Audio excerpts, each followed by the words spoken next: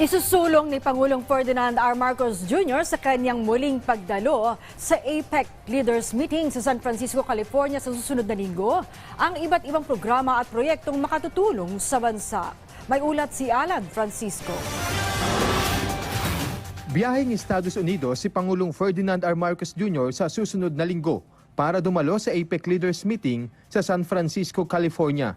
Sa Malacanang briefing, sinabi ni Foreign Affairs Undersecretary Charles Jose na ang Pilipinas ay founding member ng APEC noong 1989. Mahalagaan niya ito sa bansa dahil magiging daan ito sa engagement o ugnayan sa iba pang ekonomiya sa Asia-Pacific region. 11 of our top 15 trading partners are APEC members. APEC economies account for 85% of our total exports and imports and about 56% of the foreign direct investments that enter the Philippines.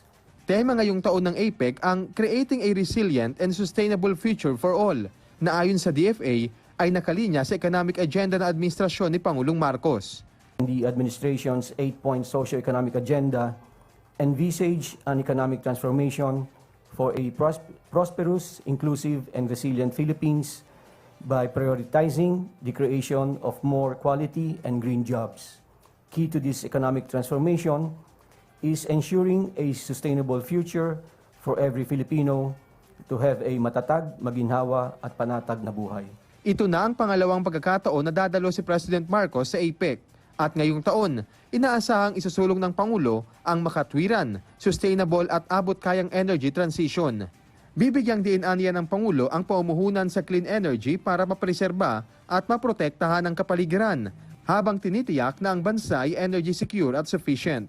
Dahil naman sa karanasan sa COVID-19 pandemic, inaasahan ding isusulong ng Pangulo ang mas malalim na pagtutulungan sa usapin ng kalusugan at pagsasamoderno ng health system. And to ensure that our health professionals are recognized and provided with welfare they deserve.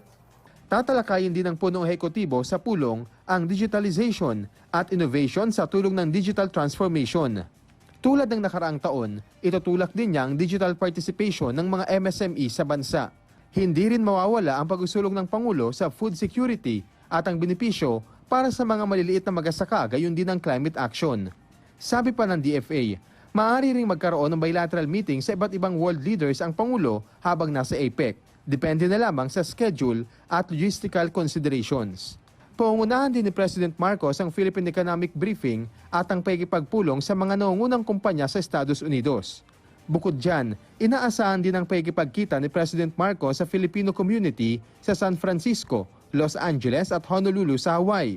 Yung 17, yung APEC proper lang, but then the President will be leaving,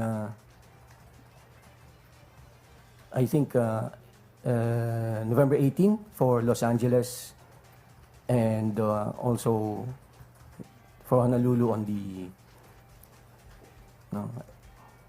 I think on the 17th, he'll be leaving San Francisco for Los Angeles, and then he'll be meeting the Filipino community on the 18th.